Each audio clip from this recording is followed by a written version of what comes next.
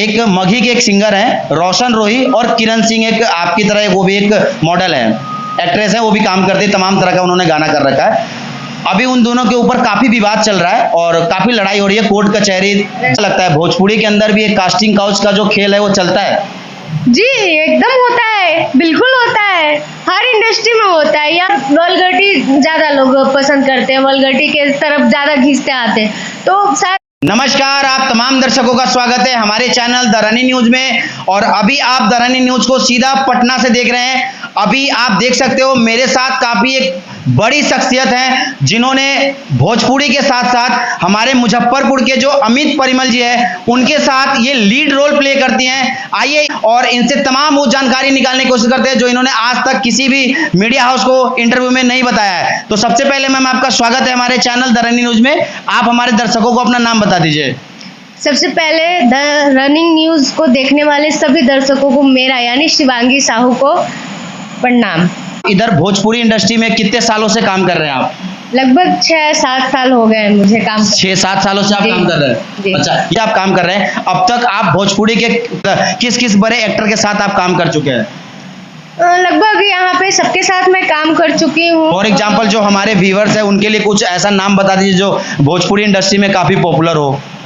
देखिए, खेसारी जी, पवन जी के बाद मैंने सबके साथ काम किया। जैसे दिनेश लाल यादव निरहुआ है, उसके बाद में रवि किशन है। नहीं तो इसीलिए मैं कह रहा हूँ कि आप कुछ नाम एक्सप्लेन कर दीजिए ताकि हमारे जो व्यूअर्स है अगर कभी ना कभी आपको आई होप कि उनके एल्बम में देखा होगा या अगर देखे तो पहचान जाए। गुंजन सिंह, नीलकमल जी। जी और नीलकमल जी के साथ आपने किया है काम? जी। मेरे हिसाब से वो अभी भोजपुरी का सबसे बड़ा सिंगर मैं उन्हीं को मानता हूँ। जी। क्योंकि उनके जो गाने का बजट होता है, मैं कहता हूँ आज के डेट में कोई भी बड़ा सिंगर उतना अपना बजट इन्वेस्ट नहीं करता। नहीं। क्योंकि उनके गाने का जो बैकग्राउंड वगैरह होता है ना, या जो प्लेसमेंट होती है या जो भी उस गाने पे जो भी शूट पे खर्चा करता है, मैं कहता हूँ कोई भी भोजपुरी के एक्टर के पीछे इतना खर्चा नहीं करता है। नहीं। या कोई भी कितना ही बड़ा चैनल हो। बिल्कुल।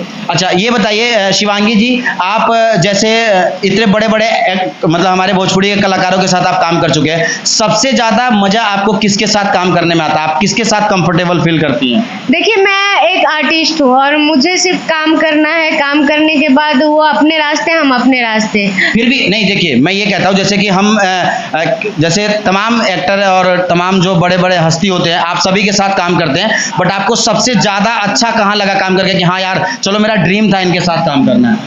नहीं, ऐसा कुछ खास तो है नहीं, और काम करती हूँ सबके साथ, हमको अच्छा लगता है काम करने में। आज तक ऐसा कभी नहीं हुआ कि नहीं मैं इनके साथ काम कर रही हूँ तो मुझे नहीं अच्छा लग रहा है या ये खराब है वो खराब है। सबके साथ मिलजुल के काम करना है, आगे बढ़ना है। बस अभी स्ट्रगल लाइन है, स्ट्रगल कर ही रही हूँ और जब तक मैं काम करूंगी तब तक स्ट्रगल है मेरा। मुझे नहीं लगता कि आप स्ट्रगल कर रहे हो, मैं आपको एज एक पॉपुलर चेहरा देखता हूँ। आदमी कितना भी आगे चला जाता है वो उसका स्ट्रगल ही रहता है। नहीं जी, देखिए बहुत अच्छे आर्टिस्ट हैं और बहुत अच्छे मेरे मित्र भी हैं। अच्छा लगता है काम करके। ये बात आपने सही बोला है कि एज ए मोटिवेशनल उनका जो भी वीडियो रहता है बहुत अच्छा रहता है, इंटरेस्टिंग रहता है। तो सही बात है, बहुत अच्छा रहता है। मैं एक न्यूज चैनल से हूँ, फिर भी मैं उनका वीडियो देखता हूँ और मुझे पर्सनली बोलूँ तो बहुत अच्छा लगता है। उनका ना एक कॉमेडी टाइप का कंटेंट लगता है, जैसे मतलब कॉमेडी टाइप का कंटेंट बनाते ही है। थोड़ा बहुत पहले उनकी वीडियो होती है, लोग मतलब कभी कभी क्या होता है, सोचते हैं कि आजकल वल्गरिटी ज्यादा लोग पसंद करते हैं, वल्गरिटी के तरफ ज्यादा खींचते आते हैं। तो शायद वो लोग सोचे होंगे, पहले की बात है जब वो लोग सोचे होंगे जब मैं स्ट्रगल है तो थोड़ा सा चलिए ऐसे वल्गरिटी बनाते हैं। बाद में जब वो लोग सक्सेस हो गए तो क्या पता ये लोगों के दिमाग में आया होगा कि नहीं भाई हम लोग साफ सुथरा बनाते हैं। आप मुझे ये बताइए कि आप भोजपुरी इंडस्ट्री में इतने सालों से काम कर रहे हैं, जैसे एक वर्ड कहा जाता है बॉलीवुड में कास्टिंग काउच। आई थिंक आप इसका मीनिंग मतलब अपने भोजपुरी में या हिंदी में समझते होंगे। जी बिल्कुल। कास्टिंग काउच के बारे में आपको थोड़ी बहुत पता होगी। आपको क्या लगता है भोजपुरी के अंदर भी एक कास्टिंग काउच का जो खेल है वो चलता है?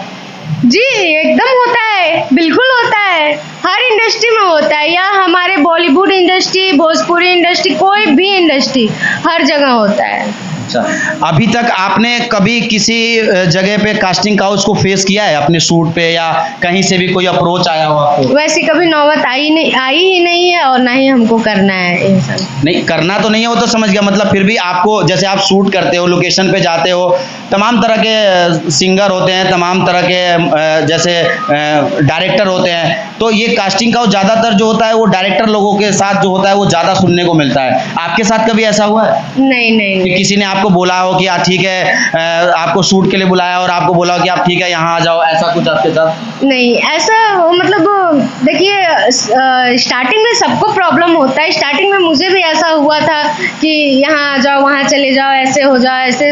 लेकिन बाद में जब सब लोग जान गए कि नहीं भाई ये ऐसी लड़की नहीं है और ये सब इसके लिए नहीं बना है, तो फिर यहाँ पे अच्छी लड़कियाँ भी हैं, गलत लड़कियाँ भी हैं, तो जो ये सब करती हैं उनके लिए ये सब चीज़ें बना है। सबसे बड़ा एक तीखा सवाल है आपके लिए कि गुप्त सूत्रों के हवाले से मुझे पता लगा है कि अमित परिमल जी के साथ आपका एक कहते हैं एक पर्सनल रिलेशन है, इस बात में कितनी सच्चाई है?